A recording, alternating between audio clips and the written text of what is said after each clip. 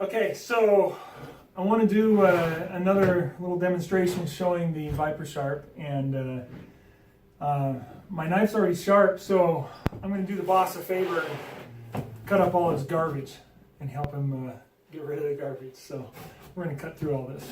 Maybe that'll dull it up a little bit. So just to kind of demonstrate a little bit, so this was sharpened the other day, and I haven't used it a whole lot since I have been carrying it. But honestly, most of what I do with my knives is cut cardboard.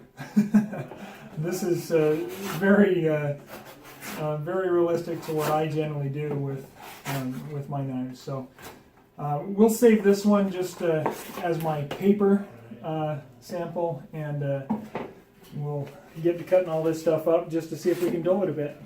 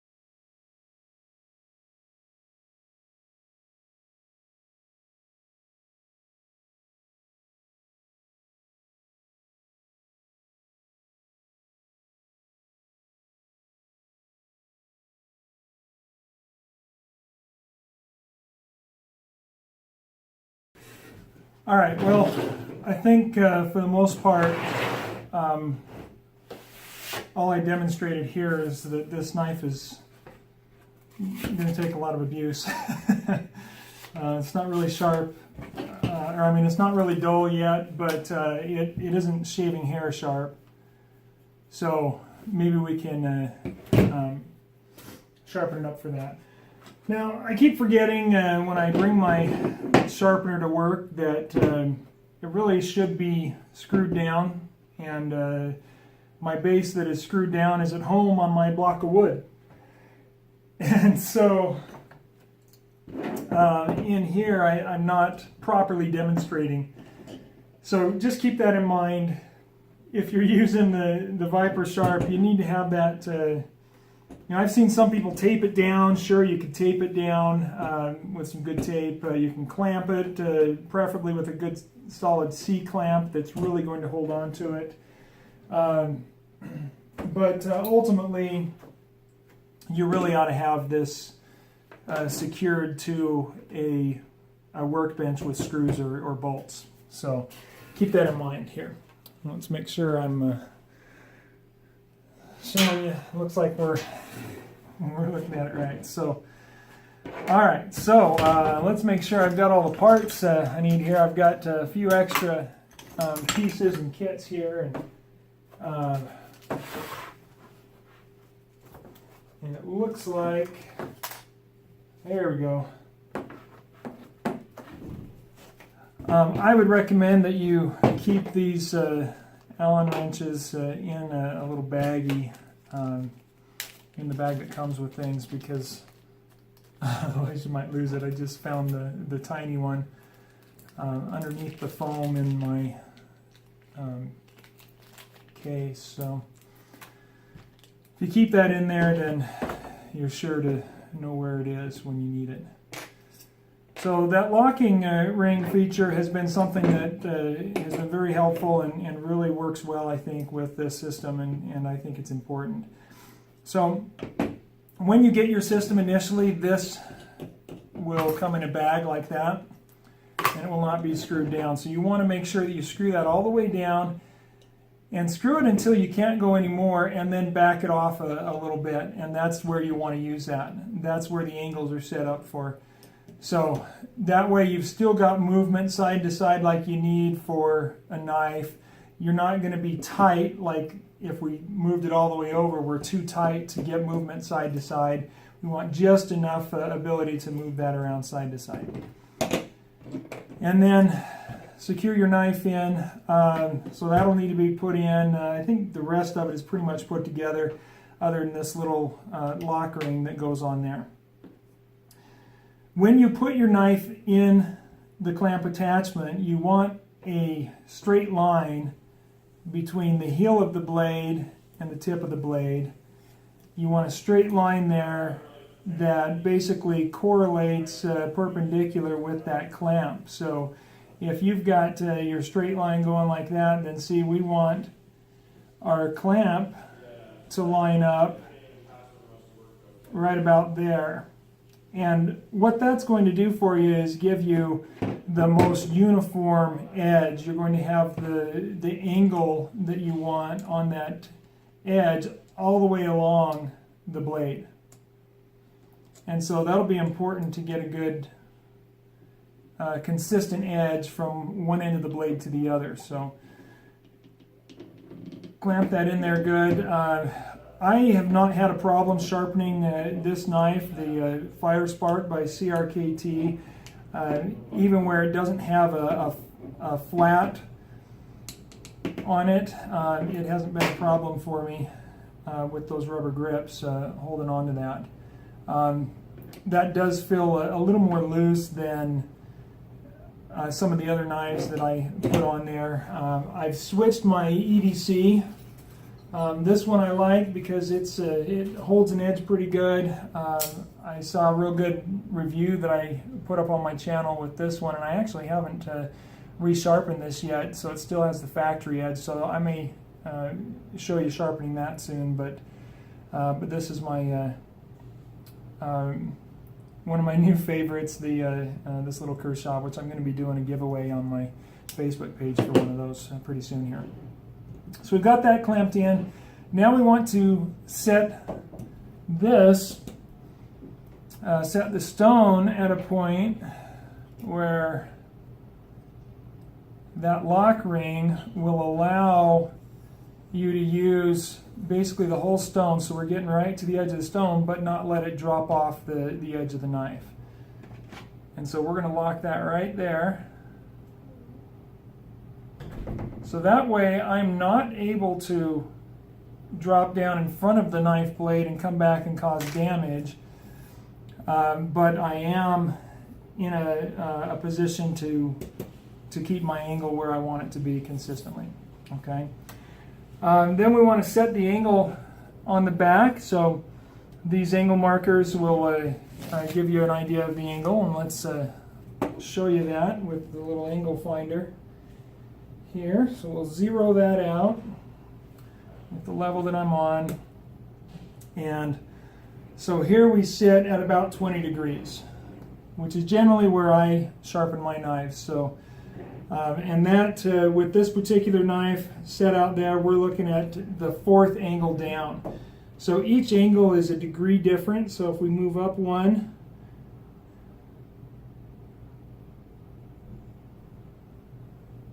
drops it down. So there, that's actually about 20, 21, up one more is 22. 22 actually is where I have usually put my angles, I believe. Anyway, as long as we're getting it sharp, right? That's what's most important to me. Now, as far as the stone that I'm going to use, I generally like to soak these, so I'm going to go put them in some water and let them soak for a bit, and then we'll start using the stones. I'm going to start with a 220 to make sure that we get the edge.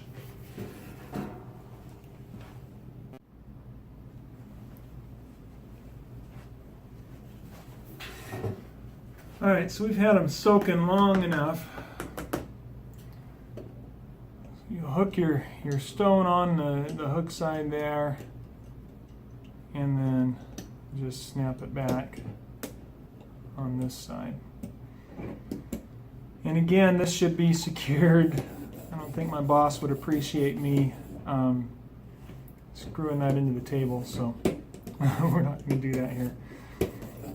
But with that's a fine stone. I thought we had the 220 there. There we go.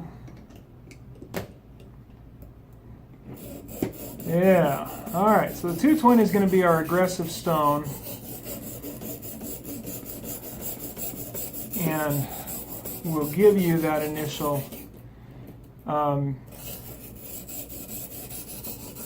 angle that you want. Now you notice I just switched from here, which I'm kind of used to. I've used this for a couple of years and it works okay.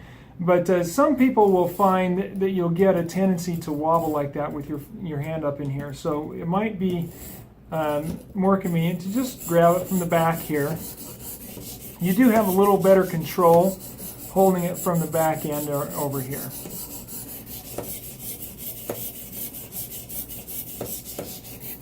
And I'm giving a back and forth motion right now because I'm trying to create the edge using a coarse stone. You can see the slurry on the stone there.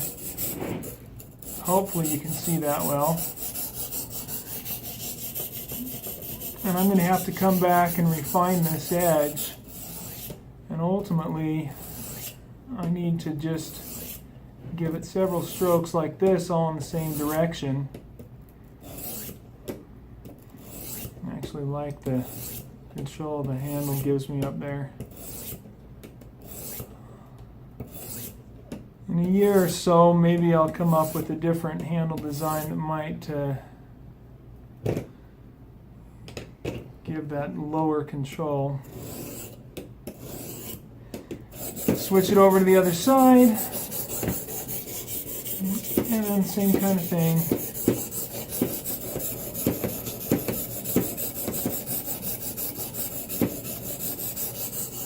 You can see I've gotten kind of close to this clamp a few times and actually shaved off the corners. I needed some lower angles.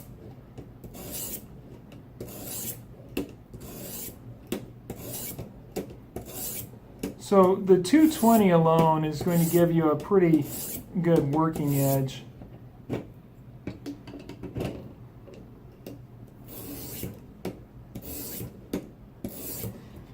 And if you need to, you can pop that off and clean it out in your water. Wipe it off on a rag or something like that. And then continue your work.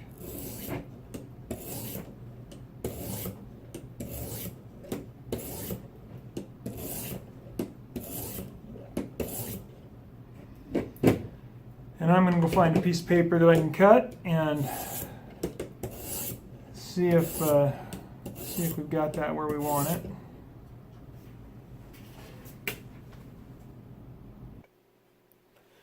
Or we can test it on a more real-world setup. How's that?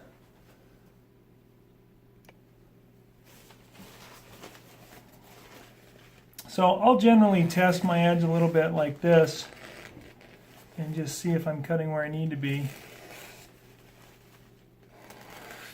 It feels a little rough down there, like it still needs some work, so.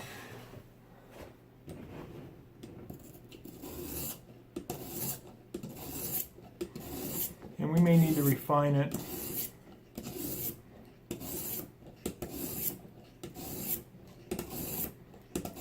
Can you smell those onions? I sure can.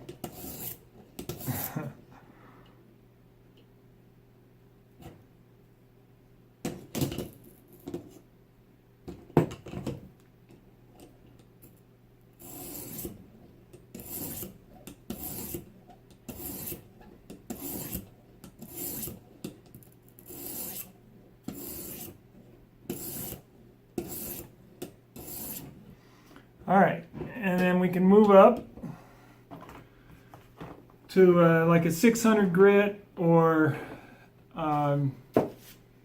with a natural stone here, I'm going to move into the number 1 or the soft Arkansas. Similar to maybe a 400 man-made grit stone. Trying not to get this in my food. Smart idea to bring some food onto the demonstration table, huh? I'm doing this on my lunchtime, so.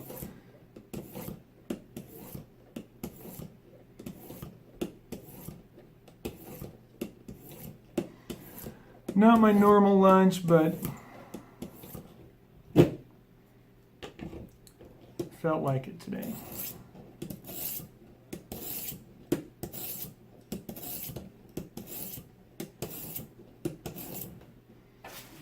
So we're just going to refine that edge a little bit and see where we are. So up here at the tip, it does seem to be cutting into that pretty good. If this was held a little tighter, I'd be getting better results. This is where I usually get in trouble with my fingers, cleaning my blade off like this. But that, it looks like it's got some fairly decent results. It certainly isn't going to cut hair yet, but I've only been working on it a few minutes, so it does certainly will make a difference if you use diamond stones. I have noticed that, and those will be coming pretty soon. I've got some going together at home right now, so we'll have some of those on. Sorry about the background noise there. I'm right next to the break room and kitchen, so got somebody in there talking to a client on the phone. All right, so this is cleaning up the serrations a little bit from the 220. 220 is a pretty coarse stone, so you use that, you're generally going to have to do some pretty good work, and maybe even some of this back and forth to get that edge cleaned up and really work out those striations. It's going to take some work there. I might have gone a little more aggressive than I needed to on this knife, but all right. So once you feel confident that you're refining the edge and it's doing what you want to, with a few paper tests perhaps, then you can move on to the next grit stone. So we can move up to either a finer Arkansas or say a 1200 on the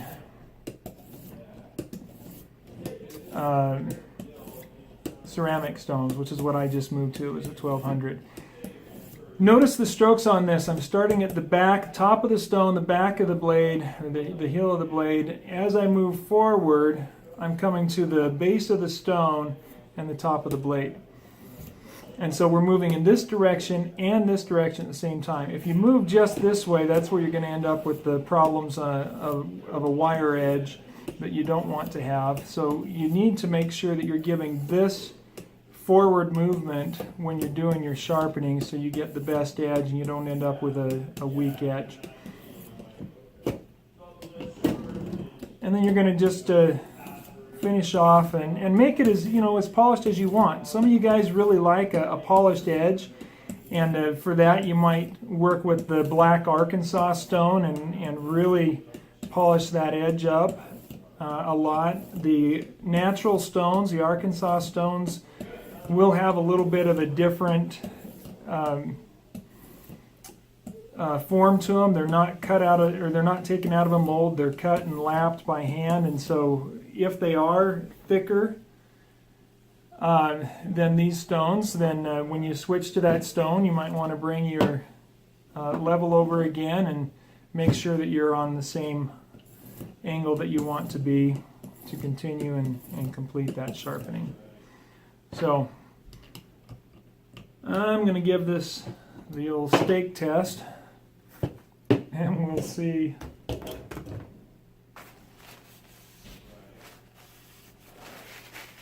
how we're doing there. So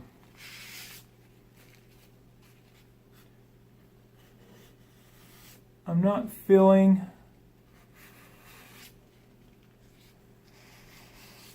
major catch points on that, so I think it's pretty sharp all along. No, it's not shaven hair yet. I'd have to give it a few more minutes on that. But this was, I just wanted to do a demonstration to show you how to use the Vipersharp and put that up there again. So everybody has that to look at. Hopefully I'll get this uploaded quickly and we'll be able to move on, show some other demonstrations. So hey, it does the real world work pretty good.